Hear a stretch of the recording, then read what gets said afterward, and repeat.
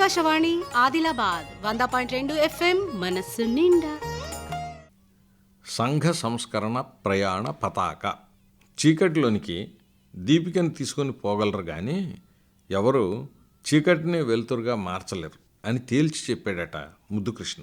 నిక్కమైన సంస్కర్త సంస్కారం ఈ మాటల్లో ప్రతిధ్వనిస్తోంది. వెలుగులోకి రావాలనుకునే వాళ్ళకి కరదీపికగా ఉపయోగపడేందుకు మాత్రమే సంస్కర్త ఉన్నాడు. ఇది సంఘ సంస్కరణకి, భాషా సంస్కరణకి, సాహిత్య సంస్కరణకి, రాజకీయ సంస్కరణకి, ఒక్క మాటలో చెబితే ఏ రంగంలో సంస్కరణకైనా వర్తించే సామాన్య సూత్రం. ఈ సూత్రం చెప్పిన జ్వాల సంపాదకుడు వైతాళికులు కోర్పరి ముద్దుకృష్ణ. ఆయనకి స్వయానా ముత్తాత స్వామినీన ముద్దు నరసింహం. నరసింహం గారు 1850 దశకంలో రాసిన హితసూచిలోనే తెలుగునాట సంఘ సంస్కరణ, వ్యావహారిక భాషోద్యమాలకు సంబంధించిన మొట్టమొదటి ప్రమేయాలు వ్యక్తమయ్యాయి. సమకాలిక సమాజాన్ని గురించి, జీవితాన్ని గురించి, రావాల్సిన మార్పులను గురించి స్పష్టమైన అవగాహనతో భాష, విద్య, సామాజిక రంగాల్లో సంస్కరణ భావాలను ప్రకటించిన వాడు స్వామినేని ముద్దు నరసింహం అని ఆచార్య కె రంగనాథాచార్యులు చెప్పిన మాటలు అక్షరాల సత్యం. 1862 జూలై నెలలో వచ్చిన హితసూచనని నిజానికి అంతకు 9 ఏళ్లకు ముందే రాసి ఉండాలని ఆరుద్ర తర్కం సహాయంతో నిరూపించారు. ఈ విషయంలో భాష, విద్య, వైద్యం, వివాహం, హేతువాదం వగైరా విషయాలపై 8 ప్రమేయాలు, ఒక అభిప్రాయం కూర్చారు ముద్దు నరసింహం. ఆయన ఈ పుస్తకం రాసిన తొలి రోజుల్లోనే తెలుగు సూర్యుడు బ్రౌన్ ఓ ఇంగ్లీష్ తెలుగు బృహన్నిఘంటూ వెలువరించారు. అందులో ఎస్ఏ అనే మాటకి అర్థం చేస్తూ బ్రౌన్ వ్యాసం అనే తెలుగు మాటను చూపించారు. ఇప్పటికీ తెలుగు వాళ్ళం ఎస్ఏకి ఇదే మాట వాడుతున్నాం. ముద్దు నరసింహం ప్రయోగించిన ప్రమేయం వ్యాసమేననే అభిప్రాయం ప్రచురంగా ఉంది. కానీ ప్రమేయం అనే మాటని చర్చనీయాంశం అనే అర్థంలోనే ముద్దు నరసింహం ప్రయోగించారని కొలకలూరు ఇనాక్, ఆరుద్ర తదితరులు తేల్చారు. ఈ భావ విప్లవకారుడు నిజంగా కోరుకున్నది చర్చనే. చదువుకున్న తెలుగు వాళ్ళు గ్రాంధికవాదులతో సహా ఇళ్లలో మాట్లాడుకునే భాషనే పత్రికల్లోనూ, రచనల్లోనూ, పాఠ్య పుస్తకాల్లోనూ కూడా వాడాలని కోరుతూ మొదలైన ఉద్యమమే వ్యావహారిక భాషోద్యమం. దానికి నేతృత్వం వహించిన 2 మిత్రులు గురదాడ, గిడుగు. అయితే ఆ వాదం తాము కనిపెట్టింది కాదని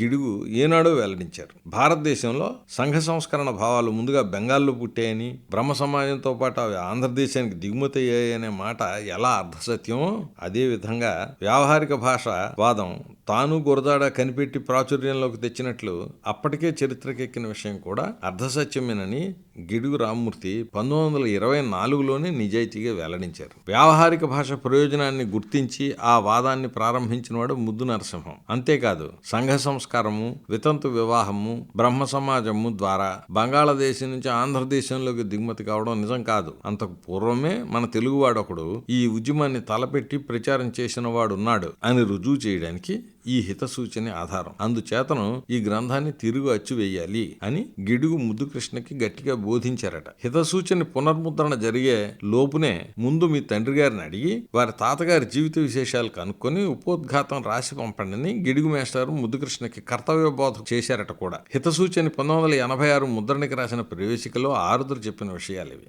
ముద్దుకృష్ణ తన కర్తవ్యం తాను నిర్వర్తించారట కానీ రామ్మూర్తి గారి హితసూచన ప్రచురణ ప్రయత్నం కొనసాగలేదని 1959 మేలో ముద్దుకృష్ణ చెప్పారు. తొలి ముద్రణ జరిగిన 125 ఏళ్ల తర్వాత గాని ఈ చరిత్రాత్మక గ్రంథం మలిముద్రణ భాగ్యానికి నోచుకోలేకపోయింది. హితసూచనని రచించిన నాటికి 1850 ప్రాంతంలో వీరేశలింగం వయసు 2-3 ఏళ్లేనని గుర్తుంచుకుంటే తప్ప ముద్దు నరసింహం ముందు చూపు ఎంత గొప్పదో పూర్తిగా బోధపడదు. అప్పటికి కనీసం 60 ఏళ్లుగా తెలుగునాట ఆధునిక విద్యాలయాలు నడుస్తున్న మాట నిజమే. వాటిల్లో ప్రాచ్య, పాశ్చాత్య విద్యా విధానాల కలయికగా విద్యాబోధన జరిగేది. మచిలీపట్నంలోని అలాంటి ఓ పాఠశాలలో పశ్చిమ గోదావరి జిల్లా ఏలూరు వాస్తవ్యుడైన కావలి వెంకట బొర్రయ్య 1790లో చదువుకున్నాడని ఆరుద్ర హితసూచన ప్రవేశికలు రాశారు. అప్పటికి థామస్ బార్బింగ్టన్ మెకాలే ఇంకా పుట్టలేదని కూడా మనసులో పెట్టుకోవాలి. కారణం ఏమిటో తెలియదు కానీ నరసింహం గారు రాజమండ్రి వదిలిపెట్టి కుంభకోణం వెళ్లి అక్కడ చదువుకున్నారట. అప్పట్లో మధ్య తమిళనాడు జిల్లాల్లో తంజావూరు లాంటి వాటి చోట్ల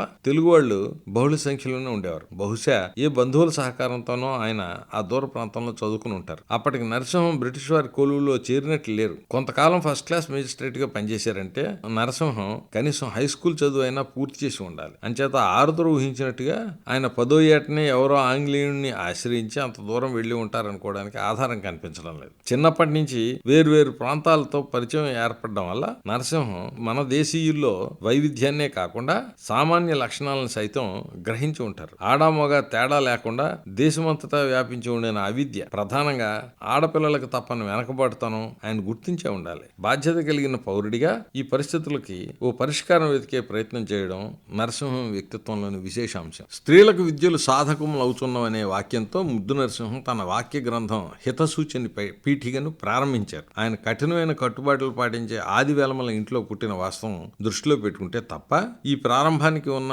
సాంస్కృతిక ప్రాముఖ్యం పూర్తిగా బోధపడదు. నరసింహం వివాహానికి తప్పనిసరిగా అవసరమైన 3 విషయాలను పేర్కొన్నారు. మొదటిది, వరాన్వేషణ చేసే సంధానకర్తలకు దక్షిణ ఇచ్చేటప్పుడు వధువు చేత పలికించే మదర్థం వరం వృణీధ్వం అనే మంత్రం. ఈ మంత్రానికి నన్ను మోహించినటువంటి ఫలాని పురుషుణ్ణి నా కొరకు తెక్కోరవలసినది అని అర్థం చెప్పారు ఆయన. కన్యాన్వేషణ చేసే సంధానకర్తలకి వరుడి చేత ఇప్పించే మదర్థం కన్యాం వృణీధ్వం అనే మంత్రం రెండోది. ఈ మంత్రానికి కూడా అలాంటి అర్థమే చెప్పారు ఆయన. ఈ రెండింటితో పాటు పాణిగ్రహణాన్ని పెద్దలు ధృవపరచడం మూడో విషయం. మిగతా విషయాలు ఏవి తప్పనిసరిగా అవసరమేమో కావని నరసింహం స్పష్టం చేసి పుస్తకంలో రాశారు. ఇదే అభిప్రాయాన్ని ఆయన తమ కుల సంఘం పెద్దలకు ఓ ప్రశ్న రూపంలో పంపడం నరసింహం వ్యక్తిత్వంలోని విశిష్టత. ఇలా వ్యవహరించగల నిజాయితీ పరులు ఆ రోజుల్లోనూ ఈ రోజుల్లోనూ కూడా అత్యల్ప సంఖ్యాకులుగానే ఉంటారు. నరసింహం గురించి ఇంట్లో చెప్పుకునే విషయాలను పేర్కొంటూ ముద్దుకృష్ణ 2 సంఘటనల్ని ప్రత్యేకించి ప్రస్తావించారు. ఒకటి, జిల్లా కలెక్టర్, బహుశా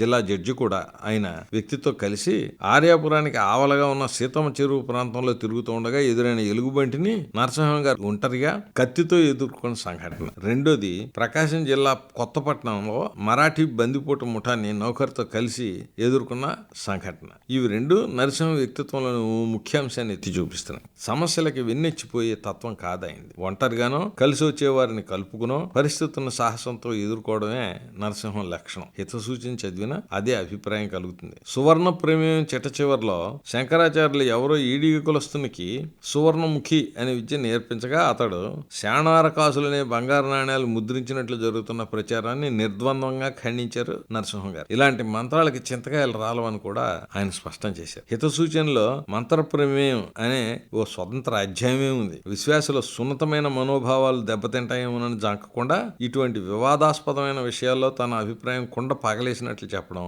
ఈ యథార్థవాది తత్వం అని దీన్ని బట్టి తేలుతుంది. ఇలాంటి వాళ్లే చీకట్లో బతికే వారికి చిరుదుబేల్ లాంటి పుస్తకాలని రాయగలరు. మరి ఆకాశవాణి ఆదిలాబాద్ 100.2 FM మనస్సు నిండా.